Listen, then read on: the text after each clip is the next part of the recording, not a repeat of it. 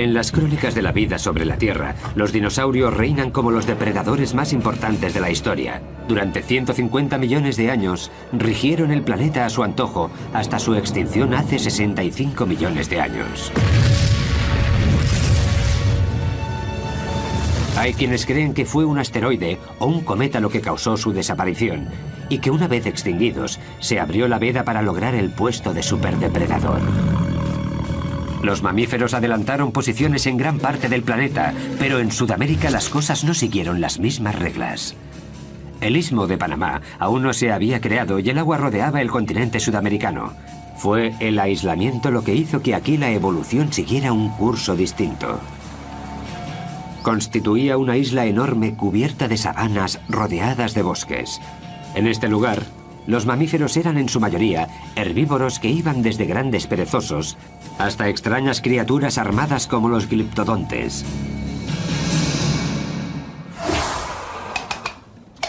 Dados los participantes, el título a superdepredador se lo llevó una familia de aves monstruosas un tanto peculiares. En la actualidad las conocen como aves del terror y vivieron unos 158 millones de años. Como veis, la cabeza es enorme, como en todas estas aves terroríficas, por lo que podían golpear con muchísima fuerza a una presa potencial, que moriría prácticamente al instante. ¿Cómo habrían logrado conseguir esa fuerza unas aves? Se han encontrado restos fósiles de estos pájaros enigmáticos que ahora se encuentran en laboratorios científicos, pero los orígenes de las aves del terror siguen siendo un misterio. El registro de fósiles da algunas pistas, pero la investigación iniciada hace más de 120 años sigue en marcha. En 1887, el paleontólogo Florentino Ameghino escribió sobre un fósil que habían encontrado en la Patagonia argentina. Era un hueso de mandíbula que no presentaba dientes y que pertenecía a un cráneo de unos 60 centímetros. Dadas las dimensiones y según Ameghino, debía de tratarse de un mamífero. Tras varias investigaciones y sus posteriores descubrimientos, se dio cuenta de que se había equivocado. A los científicos les llevó otros 4 años identificar a aquellos grandes depredadores como aves. Las pistas clave las encontraron en el centro de los propios huesos fósiles. Luis Chiappe es uno de los expertos en estos pájaros más importante del mundo.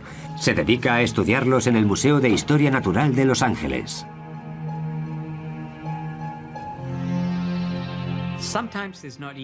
A veces no es fácil diferenciar un hueso de ave de los de un mamífero o incluso un reptil. Pero lo que sí suele ser más común es que los huesos de ave son más huecos y tienen una especie de finos muros, cosa que no ocurre en mamíferos y reptiles. El hueso de mi mano derecha es de cocodrilo y se puede apreciar la diferencia. Con el tiempo fueron apareciendo más fósiles de aves. ¿Pero de qué tipo? Sin lugar a dudas, de los grandes y de ejemplares sin alas. Posteriormente se encontraron también cráneos con picos muy afilados y con forma de gancho, lo que indicaba que estos monstruos eran carnívoros. Cuando apareció el primer cráneo completo de un ave del terror, los científicos se dieron cuenta de que aquel superdepredador no era un mamífero sin dientes, sino un ave depredadora y un ave gigante. Los picos en forma de gancho y las garras afiladas son las dos características que las aves del terror comparten con las aves de rapiña actuales. Solo que si tenemos en cuenta que medían hasta 2 metros y pesaban unos 180 kilos, estos pájaros dan mucho más miedo. Durante los primeros 100 años, tras el primer fósil encontrado, los científicos se toparon con restos suficientes para lograr identificar hasta 17 especies distintas de estas aves. Variaban en tamaño y vivieron en épocas diferentes durante un tiempo total de casi 60 millones de años. Pero en 2005 ocurrió algo inesperado. En Argentina salieron a la luz indicios de una nueva ave del terror. Un alumno de secundaria, Guillermo Aguirre Zabala, salió a buscar fósiles con un amigo y acabaron realizando un descubrimiento histórico.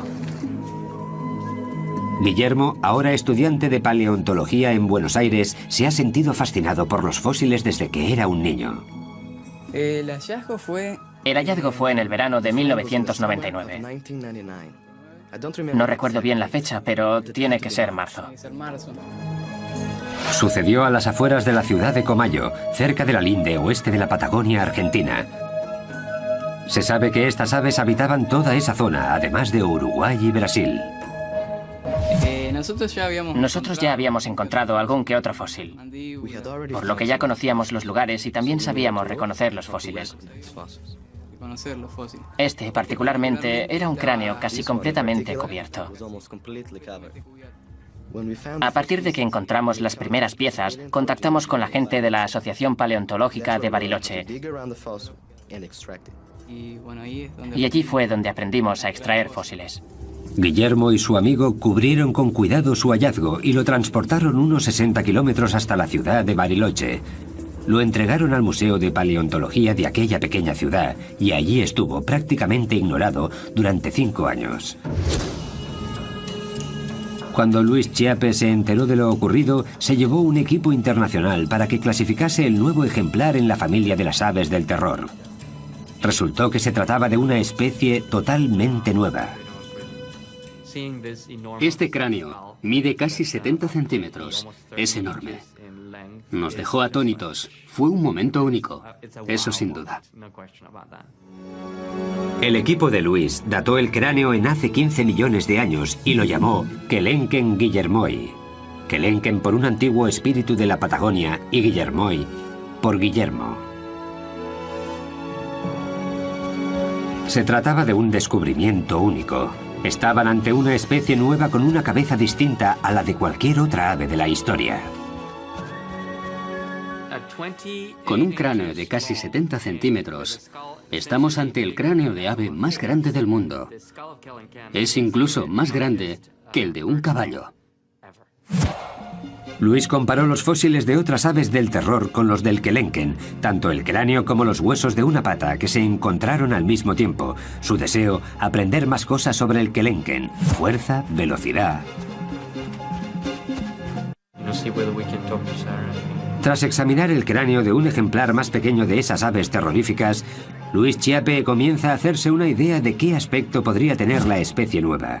Durante su estancia en Bariloche, la paleontóloga Sara Bertelli analizó los huesos de Kelenken del museo, los comparó con los de otras aves del terror y estipuló las posibles medidas de un Kelenken.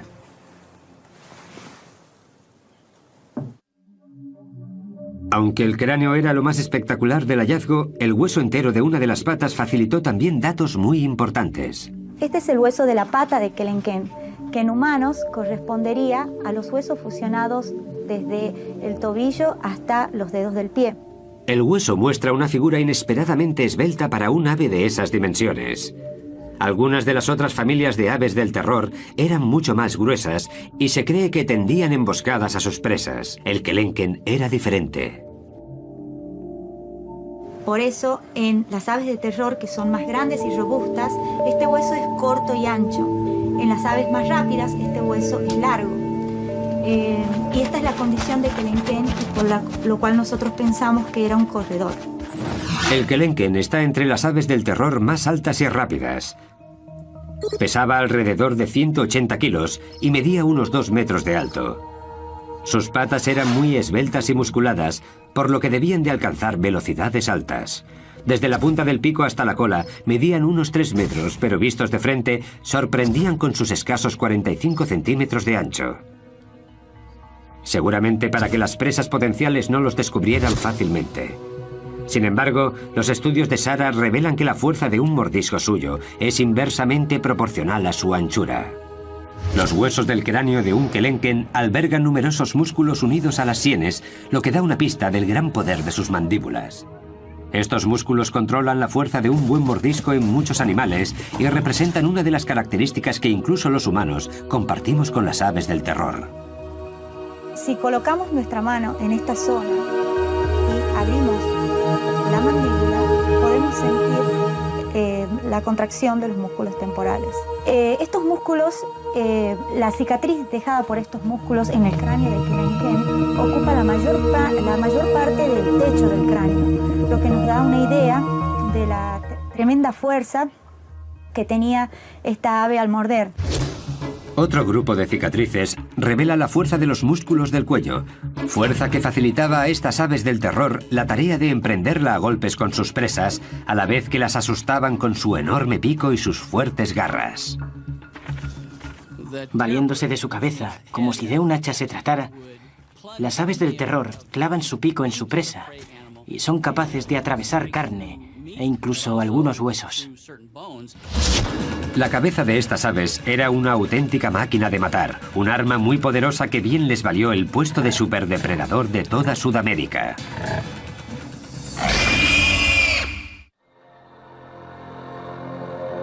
En Sudamérica, el cráneo de las aves Kelenken traen de cabeza a los investigadores que las estudian.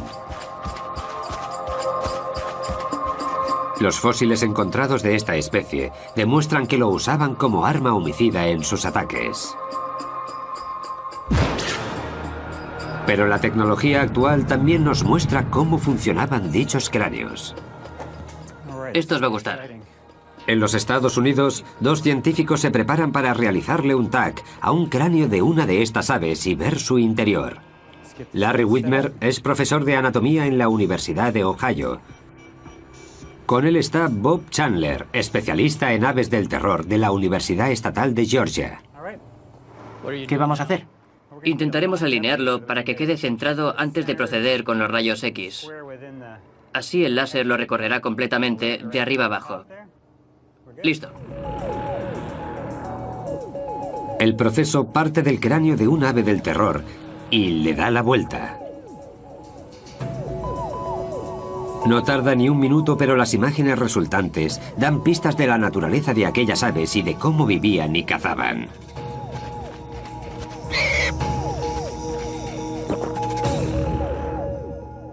Solo con mirar el cráneo sabemos que se trata de uno muy grande y fuerte. También se aprecia este pilar delante de la cuenca de los ojos, un pilar largo y fuerte. En la zona correspondiente a las mejillas hay una especie de barra bastante gruesa que nos sugiere que el cráneo en sí estaba diseñado para dar y soportar fuertes golpes. Algo que el pacífico y herbívoro Homalodotherium habría comprobado por sí mismo al enfrentarse al temido Kelenken. El Homalodotherium era una de las presas más comunes del Kelenken. Se trata de un animal ungulado del que no se conocen descendientes modernos. Era un animal muy lento de unos 275 kilos que pesaba casi un 50% más que el Kelenken, por lo que este último necesitaba una buena estrategia de caza. Una de esas posibles estrategias podría ser atacar a su presa en la parte inferior del cráneo para paralizarla. Una vez derribada la víctima, el pico del ave del terror se encargaría de desgarrarla, un comportamiento habitual incluso en las aves existentes en la actualidad. Sí, ya lo sé. Joe Camp es adiestrador de animales en el sur de California. Con la ayuda de un halcón es capaz de demostrar el uso que hacen las aves de presa de su pico como herramienta primaria. Nos da una idea de cómo se ayudan con el pico. Básicamente, lo hunden en el cuerpo de la víctima como si la estuvieran apuñalando. Posteriormente, con la parte inferior cortan y con la superior logran desgarrar grandes trozos de carne. Utilizan el pico al igual que los humanos nuestros incisivos. Para ellos es como si fueran los dientes. El TAC nos muestra que tiene forma de escudo. El TAC no se limita solamente al pico y profundiza también en el resto de la cabeza. Los resultados son sorprendentes. Una de las cosas que nos muestra el TAC nos ha dejado boquiabiertos. Hemos visto que en la parte interior del pico hay una gran cavidad hueca. No nos lo esperábamos. Está completamente hueco y no entendemos a qué se debe esta estructura totalmente vacía. En mi opinión, creo que esa cavidad hueca podría funcionar como caja de resonancia.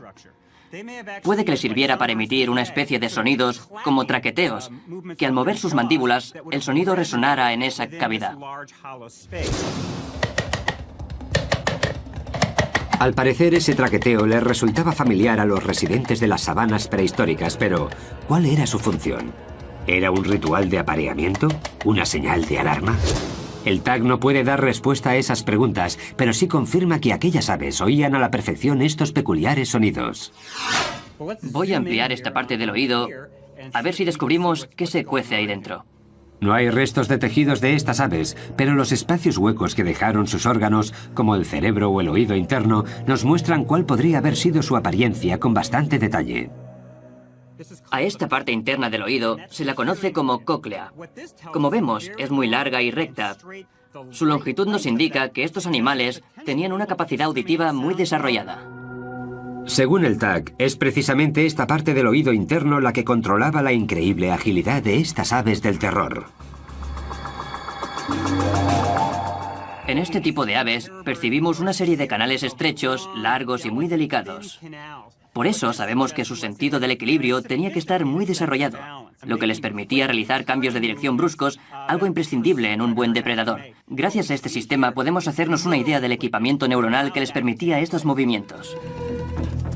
Un animal pequeño intentando esconderse de su perseguidor no lograría salir airoso, pues estas aves lo verían y se lo comerían de un solo bocado. Un gran ejemplo de recompensa instantánea. Si este comportamiento era algo habitual en estas aves, puede que también escupieran las indigestas bolas de pelo e incluso algunos huesos de sus manjares, como hacen hoy en día muchas otras aves. Si las imágenes por ordenador que muestran los canales auditivos de estos animales nos indican que las aves del terror eran avezados cazadores, ¿qué descubriremos al estudiar las imágenes de su cerebro? Pues que además de ser más grande que el de otros animales, el de estos singulares pájaros estaba estrechamente conectado al sentido de la vista. Unos lóbulos más grandes y un cerebro de mayores dimensiones son una combinación idónea para recibir y procesar lo que el animal ve, una habilidad fundamental a la hora de acechar y atacar a una posible presa. Sin embargo, sorprende que no haya indicios de la presencia de un órgano olfativo, lo que sugiere que era más un depredador activo que un ave de rapiña.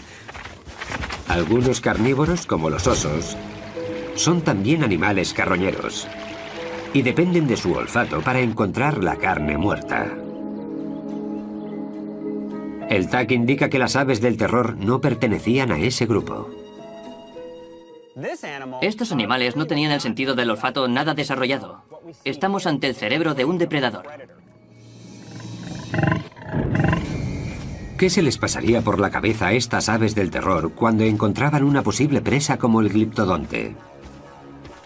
El gliptodonte es uno de los animales más característicos de entre todos los mamíferos de Sudamérica, por su armadura ósea y resistente.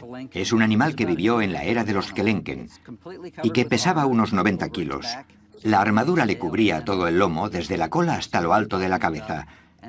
Hablamos de un animal al que no debía ser muy fácil matar, porque poseía un caparazón de 1,5 centímetros de espesor. Ahí es donde entra en acción el poder cerebral de las aves del terror. Llevamos mucho tiempo gastando bromas sobre el escaso tamaño del cerebro de los pájaros, pero este es relativamente grande. Estos centros de aquí pertenecen al córtex cerebral. Como se puede ver aquí, en estos ejemplares está muy extendido, lo que indica que estos animales tenían mucha capacidad para enfrentarse a condiciones inesperadas. Tenían una cierta capacidad de razonamiento a la hora de resolver problemas. Y el armado gliptodonte era sin duda un problema. Me imagino al Kelenken acechando al gliptodonte, pensando en cómo atacar, barajando sus opciones de éxito. Al final, tras estudiar los movimientos de su presa, un ave del terror se habría dado cuenta de que si metía una de sus patas por debajo del caparazón del gliptodonte, podría darle la vuelta y dejar a su víctima con el vientre expuesto.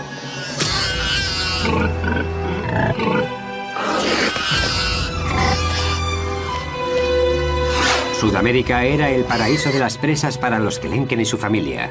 Al tratarse de un depredador activo y con un peso de unos 200 kilos, estas aves tenían que ingerir entre 10 y 15 kilos de comida al día. Y este aislado continente se los proporcionaba, por lo que estas aves del terror vivían en su propio jardín del Edén. Estamos hablando de grandes cantidades de posibles víctimas y de muy poca competencia para los Kelenken, pues muchos de ellos eran de enormes dimensiones. Pero nada es para siempre. Nuestro planeta está constantemente cambiando y el paraíso remoto de estas aves empezó a resquebrajarse al ritmo de las erupciones volcánicas.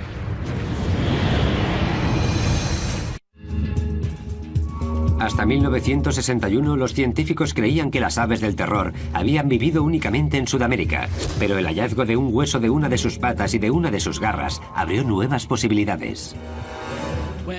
No se lo creían. Pensaron que debía tratarse de otra cosa. Esta cinta muestra a varios científicos trabajando en el río Santa Fe de Florida, el lugar en el que aparecieron los fragmentos de una criatura a la que identificaron como Titanis valeri, hasta ahora la única ave del terror encontrada en el continente norteamericano. ¿Se imagina la emoción que nos embargó a todos cuando descubrimos los restos del primer espécimen conocido de esta especie aquí en Florida? Esta criatura, oriunda de un continente aislado por el agua, consiguió llegar a 11.000 kilómetros de su lugar de origen. Su ruta seguía un sendero de lava y cenizas procedentes de varios volcanes.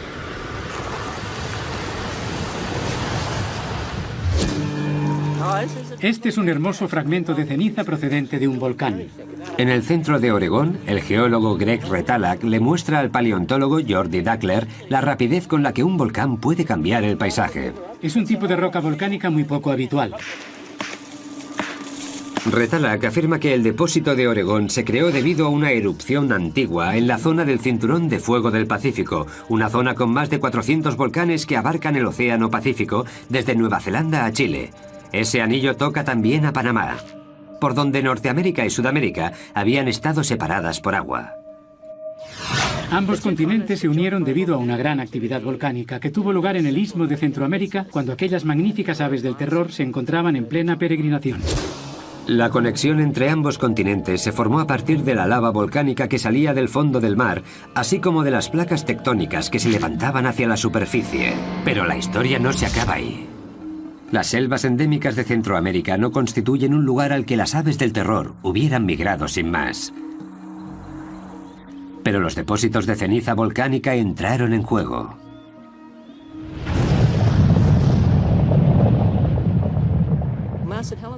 Cuando el monte Santa Elena entró en erupción, originó una capa de 1 metro de ceniza más o menos.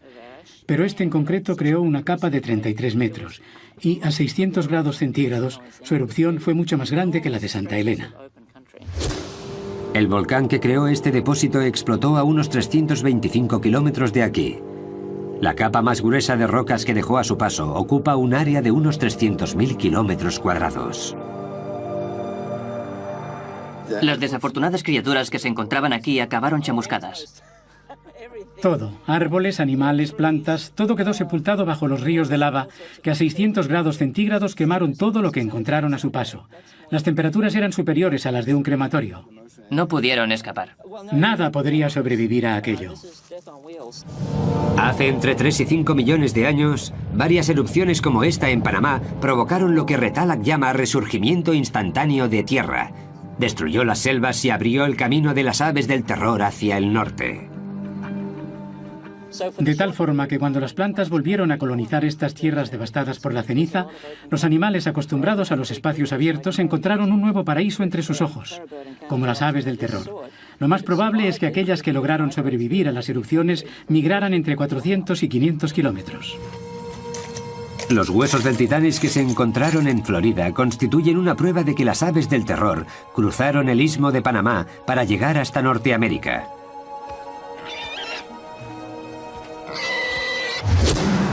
Cuando los volcanes cubrieron el hueco que había entre ambos continentes, Panamá hizo de puente de unión. Las aves migraron hacia nuevas sabanas, ampliando su territorio. Creo que estos animales eran como el resto. Si ven terreno a su disposición, harán todo lo posible por ocupar cuanto más mejor. Desde aquel gran descubrimiento en 1961 solo se han encontrado un puñado de fósiles de aves del terror norteamericanas. Actualmente hay registradas 42 especies de Titanis en Norteamérica. 41 de ellos están en el Museo de Historia Natural de Florida. Sin un cráneo o un hueso largo es casi imposible que los expertos logren hacerse una idea completa de cómo serían estas aves. Lo único que tienen que estudiar son escasos y pequeños fragmentos. Irv Quagmire calculó las posibles dimensiones del Titanis comparándolo con otras especies de estas aves. Usó, por ejemplo, la base del fragmento de pata de Titanes disponible para calcular la longitud aproximada de una pata entera. Al estudiar este hueso vimos que es bastante ancho. Una base así tiene que haber sostenido un hueso largo y un ave considerablemente alta. Para verlo mejor vamos a jugar con estos trozos de plastilina y un par de reglas. En una base más pequeña, esta estructura se habría caído. Por eso necesitaba una base más grande para sostenerse en pie. Es decir, base grande, hueso largo, pájaro grande, base pequeña, hueso más corto, pájaro pequeño. El juego numérico de Quagmire implica también comparaciones entre 16 especies diferentes de estas aves. Incluso analizó una chuña sudamericana, el pariente vivo más cercano a las aves del terror. Estos estudios dieron como resultado las dimensiones del esqueleto metálico de Titanis que se construyó en el Museo de Florida, la primera visión general de un ave del terror. Los científicos concluyeron que el Titanis se parecía asombrosamente a los Kelenken, la especie de aves del terror más alta de todas, aunque su tamaño fuera un 20% más pequeño. Sin embargo, esa menor envergadura le habría proporcionado más velocidad y agilidad. Las aves del terror que llegaron a Norteamérica formaban parte del Gran Intercambio Americano, un intercambio de especies entre América del Norte y América del Sur, a través del Istmo de Panamá. Las aves que nos conciernen requerían esa mayor velocidad para atrapar a las nuevas especies con las que se toparon, y es que cazar a un caballo no era tarea fácil. Las aves más rápidas en la actualidad son los avestruces que, similares en forma y tamaño, nos ayudan a hacernos una idea de cómo corrían las aves del terror. Algunas de estas aves se parecen mucho en lo que a extremidades se refiere al avestruz. Por eso nos valemos de estas últimas para reconstruir la locomoción de las primeras. Dado que el avestruz es capaz de alcanzar los 50 o 60 kilómetros por hora, no es fácil detenerlas para estudiar de cerca su técnica. Por eso, el biólogo Kevin Middleton ha invitado al gimnasta Henry Holloway al campus de la Universidad de California en San Bernardino para intentar recrear cómo alcanzan esas velocidades algunas aves.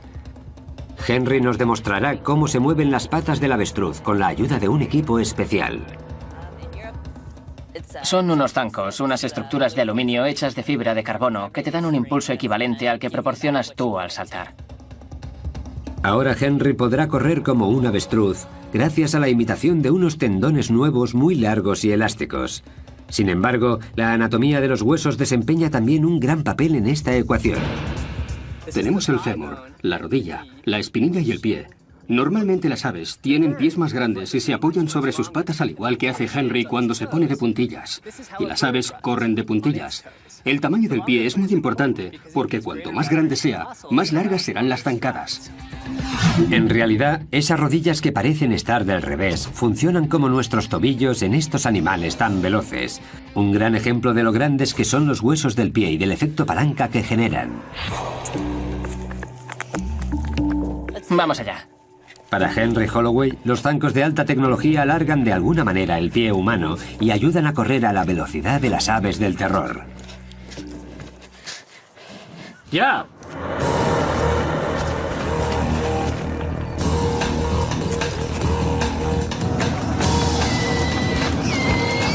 Da zancadas de 2 metros y alcanza los 37 kilómetros por hora. Las aves del terror, con patas más largas y músculos más desarrollados, pegarían saltos de hasta 3 metros y alcanzarían los 65 kilómetros por hora como el avestruz de hoy en día. En una carrera de alta velocidad, el Titanis debía seguir el ritmo de un caballo si no quería que éste le diera una buena coz. Las aves del terror tenían buenos reflejos y arrancaban con facilidad. Cuando alcanzaban a su presa, le propinaban un buen golpe con el pico en la parte posterior del cuello, hiriéndola gravemente. Cuando el animal hubiera muerto desangrado, atacaría de nuevo para despacharlo finalmente.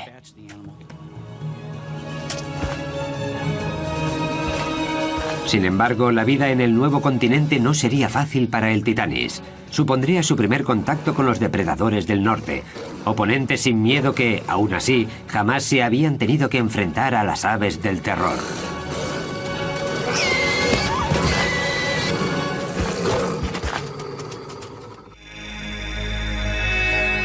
Hace alrededor de 5 millones de años, en lo que ahora se conoce como el sureste de los Estados Unidos, un recién llegado misterioso se alimentaba de caballos primitivos. En su hábitat habitual, las aves del terror eran el depredador más fuerte de la cadena, pero en Norteamérica habrían de ganarse el puesto frente a criaturas totalmente desconocidas para ellas. En la misma época en la que vivía el Titanis en América del Norte, había un animal parecido al lobo llamado lobo Edwards. No igualaba a los lobos actuales en tamaño, pero sí era más grande que el coyote. Aquellos lobos que solían cazar en grupo estaban decididos a robarles a las aves del terror sus presas, pero no era un oponente habitual y mucho menos fácil. Dependían de su instinto y lograron expandirse. Era una cuestión de atención, de ver quién lograba despistar al otro y por cuánto tiempo. Si te despistas y tienes que enfrentarte a un lobo, seguramente no tengas muchas opciones de aprovechar tu energía y mantener a los demás a raya. Los lobos modernos suelen agobiar a sus presas. Seguramente sus primos prehistóricos hicieran algo semejante. Creo que el momento crucial en su relación tuvo lugar cuando el Titanis se dio cuenta de que su vida corría peligro. Cuando aquellas aves del terror se hicieron a la idea de que sus víctimas iban en grupo y también tenían su propia estrategia, decidieron emplear su energía en otras cosas y no sobre un cadáver. El Titanis entró en crisis. A medida que se acercaban los lobos, él se ponía más nervioso. La tensión es extrema y un movimiento en falso puede ser decisivo. Un sacrificio importante da la victoria a los lobos.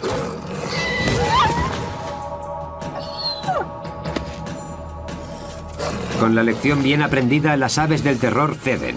Su inteligencia las ayudará a cambiar de estrategia de caza. Estoy seguro de que la primera vez que una de aquellas aves terroríficas se encontró con una manada de lobos, se dio cuenta de que no merecía la pena enfrentarse, porque acabaría perdiendo la batalla.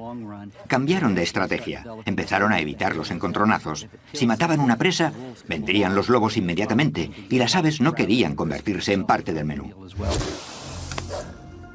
Los depredadores constituían también un peligro para los huevos de estas aves. Los científicos creen que debían de ser similares a los huevos de avestruz, también manjar de los depredadores actuales. Hoy en día, muchos depredadores logran mantener alejados a los avestruces de sus huevos. Sin embargo, los depredadores prehistóricos habían de esperar a que las aves del terror se despistaran de sus nidos. Si estos huevos se parecían a los de avestruz, ¿eran muy resistentes? Para comprobarlo, colocamos una tabla de madera sobre un único huevo de avestruz y vamos añadiendo pesas de hierro, 10 kilos cada una. La tabla concentra todo el peso en un punto, pero, aún así, el cascarón soporta la presión hasta un total de 80 kilos. Después se rompen. Sin embargo, es una fuerza ilusoria. Si ese mismo huevo se cayera desde una altura de 60 centímetros, rompería al instante, y lo mismo si chocaran dos huevos. A un lobo Edwards no le costaría mucho cascar un huevo de un ave del terror para poder degustar el manjar de su interior. Pero tampoco era el único depredador norteamericano al que debía enfrentarse el Titanis.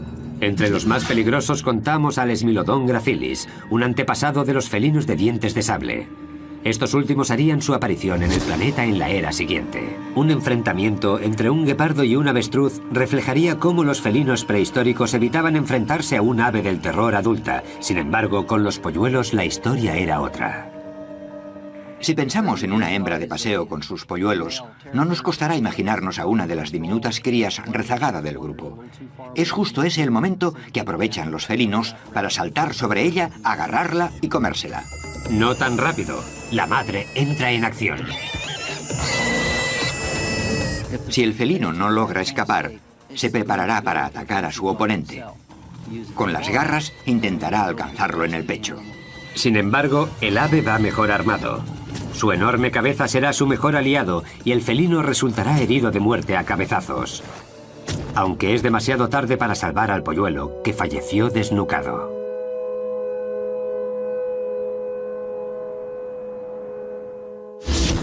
La vida en Norteamérica era mucho más difícil para estas aves de lo que lo había sido en el sur. Aquí los depredadores eran múltiples, entre ellos felinos y lobos, que seguirían evolucionando hasta convertirse en las superbestias del futuro. Estos nuevos competidores amenazaban la supervivencia de las aves del terror. El Titanis estaba en peligro de extinción.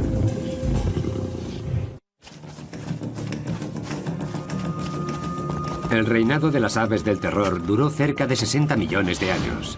En Sudamérica eran el primer depredador de la cadena. En el norte, inmigrantes intrépidos. Su extinción forma parte de un puzzle que los científicos aún no han conseguido completar.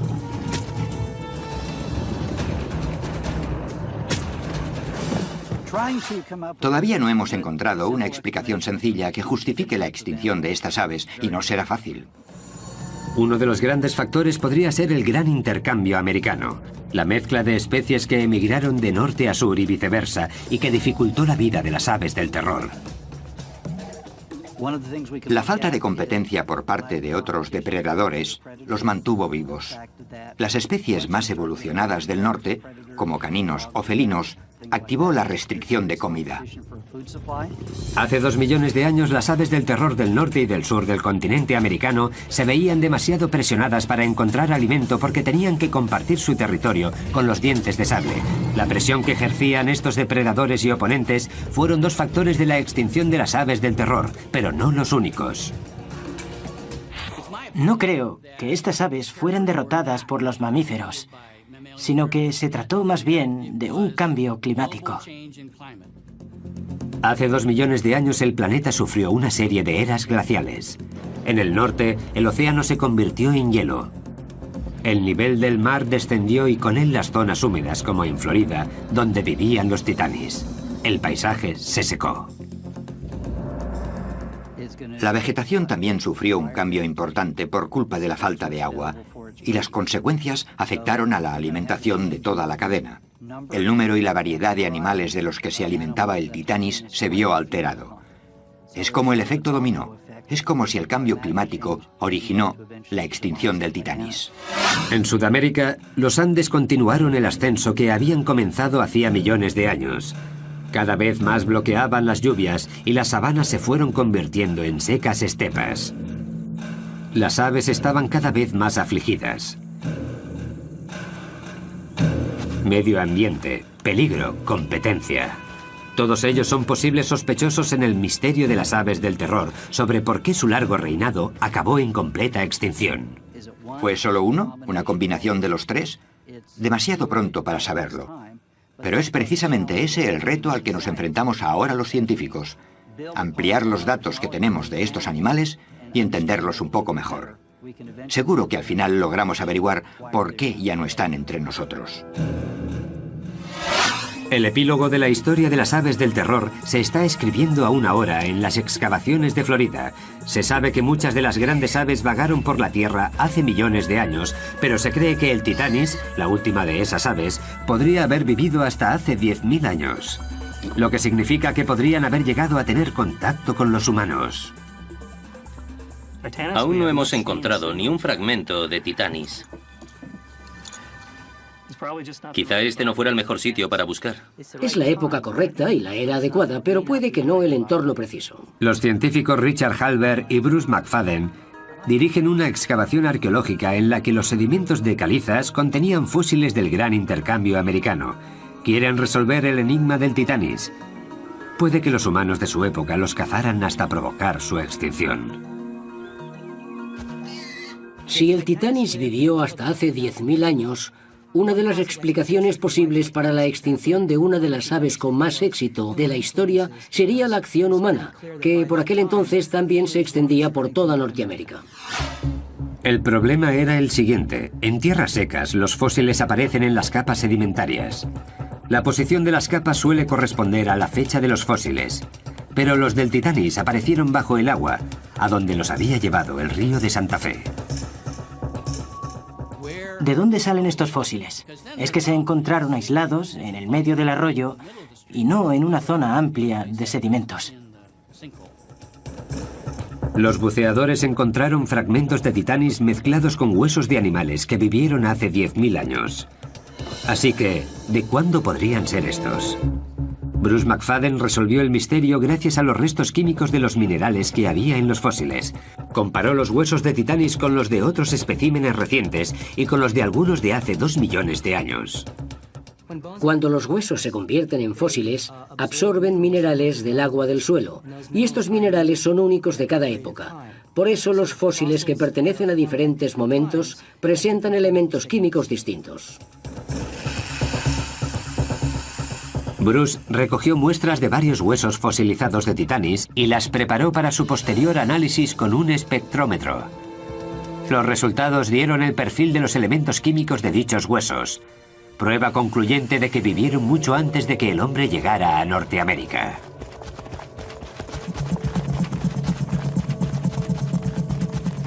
Hay dos patrones básicos, uno de ellos los que tienen alrededor de 15.000 años, y el otro para los huesos que representan a los animales de hasta hace 2 millones de años. Y el Titanis pertenece a este grupo.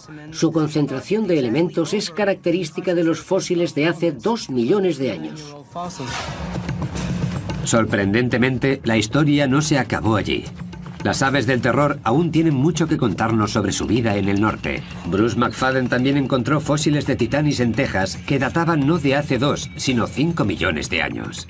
Es decir, las aves del terror vivieron en Norteamérica alrededor de 3 millones de años, mucho tiempo para una sola especie. Una gran señal de adaptación para una familia de depredadores espectaculares. A pesar de contar con numerosos competidores, el Titanis fue el legítimo sucesor de las grandes aves del terror. En su último hogar en Norteamérica, no solo sobrevivió, sino que prosperó.